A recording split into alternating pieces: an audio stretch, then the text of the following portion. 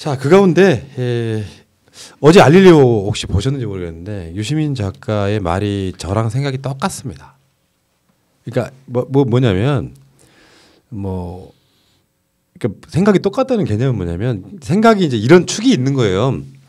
김어준 총수의 생각도 엄청 존중해요. 그러니까 몰빵이 최고다라고 하는 몰빵론과 제 주장이나 유시민 이사장의 주장은 똑같은 거예요. 현실로 존재해. 정의당이건 열린민주당이건. 그러면 그 범위 내에서 서로 간에 최선을 다하면 된다. 결국에는 가져오는 의석은 3%만 넘으면 결국은 똑같다는 논리예요. 이제 네. 거기에는 이제 그 디테일이 또 들어가면 이 당은 어차피 민주당으로 돌아올 사람들이지만 저 당은 독립적으로 존재할 정당이다 이런 거고 열린민주당이라고 하는 쪽에서의 포지셔닝은 뭐냐면 사실은 정의당을 대체하겠다는 거거든요. 진정한 진보 정당으로서. 이런 것들이 자꾸 얽히고 설켜서 유시민 작가가 그 스탠스에 그러니까 등등 다 똑같지만 다 존중하지만 가장 가까운 건 저는 유시민 작가 이사장의 생각과 거의 동일해요. 현실로 존재해 없어지라고 한다고 해서 없어지는 게 아니란 말이에요. 그럼 그 현실 자체를 갖고 서로 빈정상하지 않는 범위 내에서 계속 그걸 끌고 가지고 존중해 주는 게 좋지. 현실 범위 내에서 니들은 죽어도 돼 하고 난리를 쳐봐야 결국엔 미래 한국당 좋게 하는 것밖에 안 된다고 생각하는 게 제 생각이거든요. 없어지지 않을 엄연히 존재하는 대상을 혐오의 대상으로 삼고 한편이었는데 죽자고 난리를 쳐봐야 아무 의미 없는 거예요. 거기에 자꾸 선동되시는 분들 전 잘못됐다고 생각합니다. 그러니까 우리가 자꾸 오류에 빠지는 게 그거잖아요. 이 전투력 상대방에 대한 공격성을 그러니까 미래통합당에다가 써야 되는데 우리 진영에 대해서 나의 선명성을 드러내기 위해서 그리고 작은 차이를 더 확인시키는 용도로 쓰고 있다는 것 자체가 그러니까 그게 유시민 이사장도 그렇게 이야기를 했지만 그냥 소모적 감정이라는 거죠. 근데 그 소모적으로 사용한 감정 자체가 그냥 날아가 버려서 담배 연기처럼 흩어져 버리면 상관없는데 그게 마음속에 남아가지고 선거가 끝난 이후에도 정치는 계속 해야 될 거 아닙니까? 국회는 운영돼야 되고 연대도 하고 또 협상도 해야 되는데 그 과정에서 마음속에 남아있는 그 감정의 찌꺼기를 누가 책임질 거냐 하는 거죠. 말이요. 그러니까 이게 계속 정치는 선거 끝난다고 다 끝나버리는 게 아니기 때문에 정치의 연속성이라는 면에서 어떤 소수 정당이든 그게 정의당이든 녹색당이든 자신의 정체성을 중심으로 해서 주장하는 게 내가 보기에 마음에 안 들더라도 대국적으로 그러니까 미래통합당을 압박하고 작게 만들어 나갈 수 있다면 그 크게는 서로 연대하고 협력해야 된다 그런 거 아니겠습니까? 그러니까 지금 그 연동형 비례대표제가 채택된 부분 때문에 사람들이 너무 소모적 논쟁을 하고 있다는 거야. 내 말은 지금 이럴 시간에 나경원 떨어뜨리러 동작을 지역에 가시는 게 나아요. 저분 있잖아요. 여기 어떤 분이 푸나님 아직도 정의당의 미련을 이런 양반들이 난 내가 보기 제일 나빠. 그러면 내가 문명수 후보 같은 분들 인터뷰를 합니까? 심상정원 지었고 나는 정의당의 태도가 제일 나쁘다고 생각하는 거야. 근데 현실적으로 존재한다니까 몇만 명의 당원이 있고 그 사람들 나름대로 살아온 세월이 있어. 지금 심상정 대표나 지도부의 태도가 잘못됐다고 생각하는 게 내 생각이거든요. 그러니까 내가 전에 말했잖아요. 정의당의 정확한 포지션은 진보 정당은 우리만 존재해야 돼. 그 스탠스이기 때문에 나 기분 나쁘게 생각하는 거야. 그러니까 진보의 모든 진보 정당들의 포지션을 우리가 다 먹겠다라고 생각하는 그 욕심이 보여서 내 입장에서 비판하고 있는 건데 우리가 없어지려고 한다고 해서 없어지냐고. 정의당 사람들은 대단히 훌륭한 남들과 다 안전이 다른 특별한 민주시민이 아니에요. 똑같은 사람이야. 그럼 감정적으로 상대방이 우리한테 공격이 들어오면 어떡해. 똑같이 감정적으로 공격이 들어와 서로 싸워 지지고 볶고 싸워.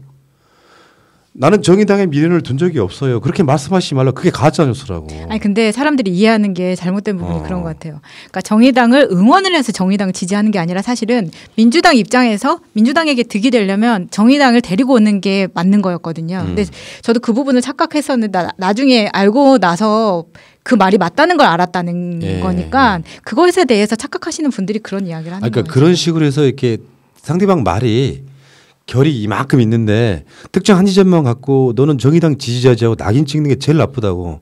나 이런 사람들 민주심이 아니라고 생각해요. 그러니까 전략적으로 판단하면 정의당이 필요하면 끌어들이면 되고 정의당이 싫으면 배척하면 돼요.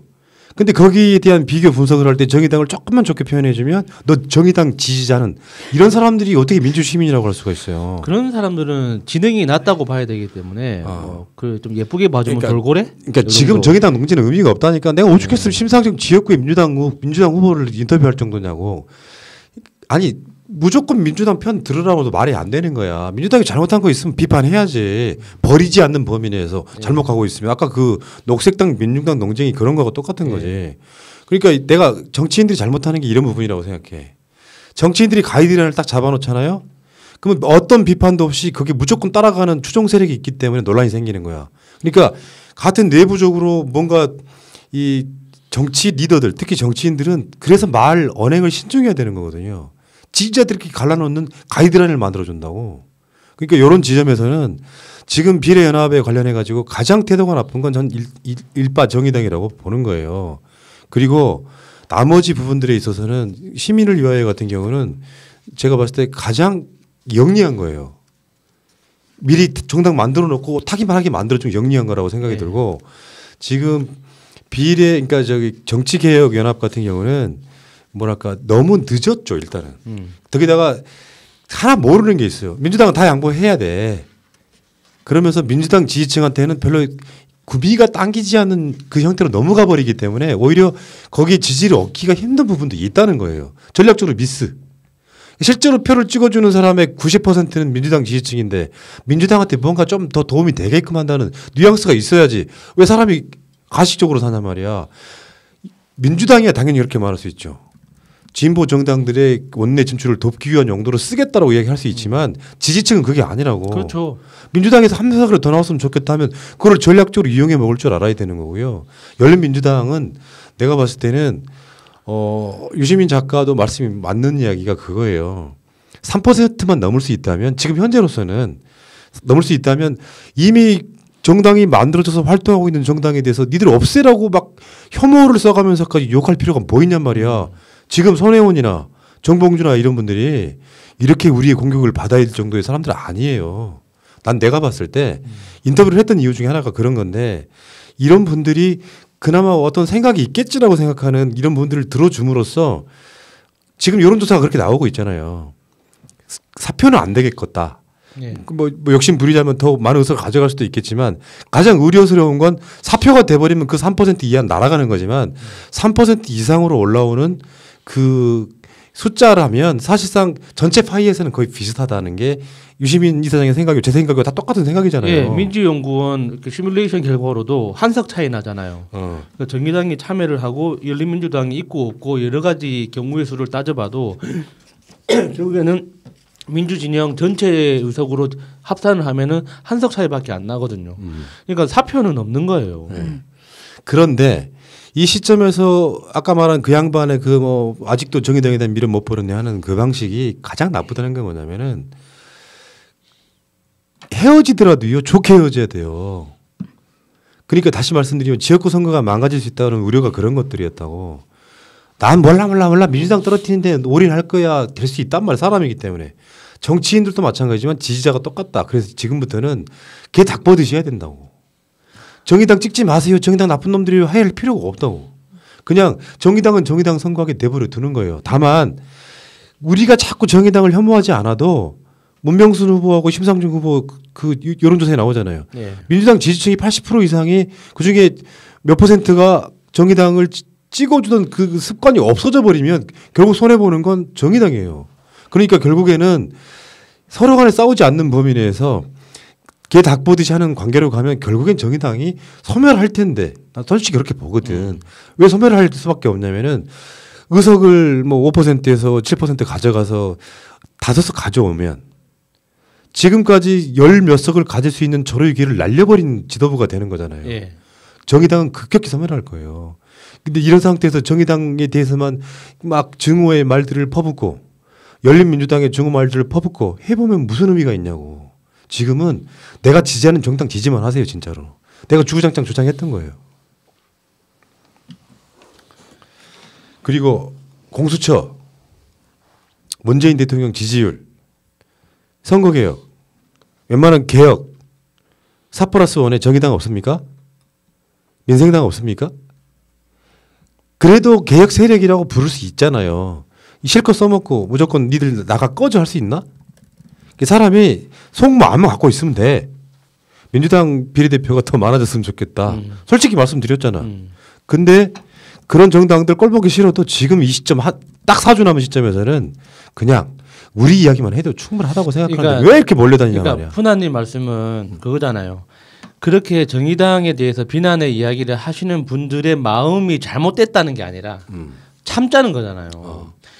대승적인 그러니까 대국적인 정치를 위해서 대승적으로 참자. 사실 이 정의당이 지금 보여주고 있는 태도 자체가 사실 정치적이지 못한 것들이 많이 있긴 있어요. 그렇죠. 도대체 왜 저러나 싶은. 그래서 이렇게 지금 현재 젊은이들이 요구하는 어떤 불만의 내용들은 그게 아닌데 포인트를 완전히 잘못 잡고 곡해해가지고 대응하는 것도 많고 하기 때문에 이렇게 불만스러운 마음은 아는데 그 불만스러운 마음을 고스란히 드러내는 게 서로에게 도움이 안 된다. 그렇지.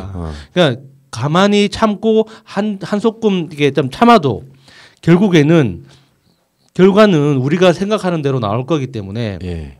조금만 참자. 예. 예. 그러니까 지금 오늘 심상정 대표가 그 관훈 토론에 나갔는데요. 이분은 내가 보기엔 문제 있기는 해. 범민주 진영이 50% 이상 정당 득표를 하리라고 보는데 다 합쳤을 때, 그러니까 미래한국당을 제외한 다 합쳤을 때 50%쯤 하는데 그 중에 지금 예상은 민주당이 40%, 정의당이 10% 정도가 된다. 현실 인식한 거거든 지금.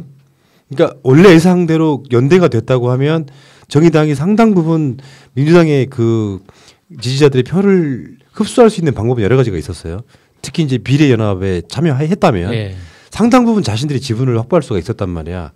근데 민주당 40, 정의당 10 정도 되는데 민주당과 정의당을 20대 30 정도로 전략 투표를 해주시면 정의당이 교섭단체가 된다는, 이게 불가능하다는 걸 내가 200번은 이야기했다고. 의원님 저희 방송 안 들으셨나요? 아니 그러니까 이게 이제 정의당이 잘못한 지점이라니까요. 전략적으로 가지를 못하고 우리는 그러니까 예를 들면 한 번쯤 좋게요. 야, 그 거대 양당들이 지금 위성정당 만들어가지고 하는 거 한 번쯤은 족한데 무엇이 중요한지를 기본적으로 이런 게 있어. 내가 항상 주장하는 바 있죠. 중간에 우리 방송하다 보면 변절하는 사람들이 있잖아. 변절의 이유가 뭔데? 내가 한 말을 맞다는 걸 증빙하다가 말이 헛나가서 너무 딴 쪽으로 가면 변절인 거야.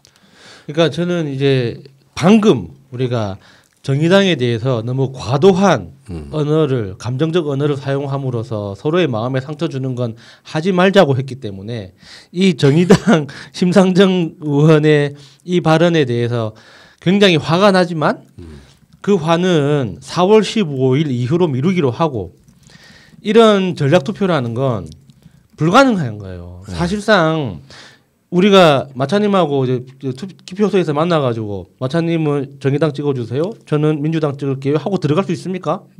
그렇게 약속한다고 어떻게 그게 찍을 거라고 확인할 수 있어요?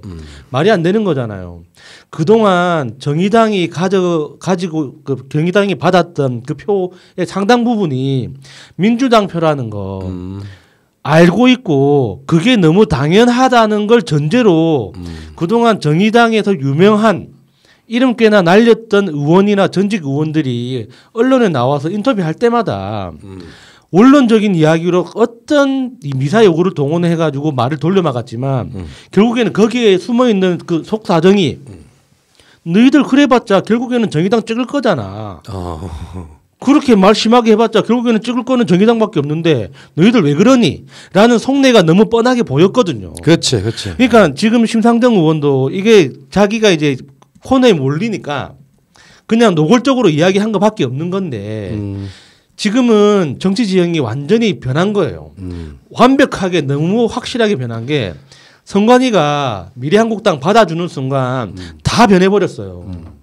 근데 왜 그걸 아직까지 인정을 안 하는지 답답하지만 더 구체적이고 격렬한 비판은 선거 이후로 미루는 걸로. 자, 우리 하겠습니다. 방송도요. 우리 방송도 앞으로는 뭐 정의당 비판 뭐 등등 안 합니다. 그냥 소식은 전해드릴 수 있는데 지금부터는 진짜 각계 전투가 시작되는 것 같고, 물론 아직 다 끝났다고 볼 수는 없어요. 가능성이 전혀 없는 게 아니야. 내가 느끼기엔 그래. 그러니까 정의당도 이 연합, 그러니까 전체 개혁 연합에 합류할 가능성이 완전히 물건능한 건 아니에요. 계산해봤거든. 그럼 내부적으로 시간이 바꾸냐 하는데 시간이 너무 없긴 하지만 지금 현 상태에서 민주당이 개문발차에서 차가 떠나고 있는데 점점점 문이 닫히고 있는 거거든요. 그 사이 들어올지 안 들어올지 몰라. 그러니까 여기다가 대놓고 뭐 계속 욕하다가 나중에 들어오면 욕을 해야 돼 말아야 돼? 뭐 이런 시점도 분명히 있는 거기 때문에 여러분들이 이제 일단 가장 중요한 거 여러분들 확실해진 건 뭐냐면 민주당이 미래한국당 등의 그 의석 도둑질을 막기 위해 여기에 참여했고 그 차가 출발했다는 것이 중요해. 그래서 우리가 예상했던 것처럼 뭐 미래한국당이 25석 30석 가져가는 일은 없다. 이쪽이 포션이 만약 가져가면 갈수록 저쪽의 의석은 줄어들어서 15석 밑으로 내릴 수도 있다. 저는 이게 생각이고요. 이 비례의 선거에 있어서의 흐름은 지역구에 그대로 반영될 거라고 봐요. 그러니까 비례가 다르고 어떻게 지역이 다를 수 있겠어요. 내가 지역에서 민주당 찍는데 비례 쪽은 미한당 찍고 가능해? 대한민국 사회에서는 그건 거의 불가능해. 일부 제외하고 나면. 그러니까 일부는 원래 그쪽 지지자인데 우리 동네에서는 이 사람 너무 좋아하고 찍는 사람들 일부는 있긴 하지만 나는 90%의 사람들은 그렇게 투표하는 방식은 없다고 생각해요. 그러니까 지역구와 비례는 비슷하게 간다. 안심하셔도 된다. 말하자면 미래한국당이 표를 다 가져가 가지고 일당이 바뀌는 일은 이제 없다. 끝. 안심하셔도 됩니다.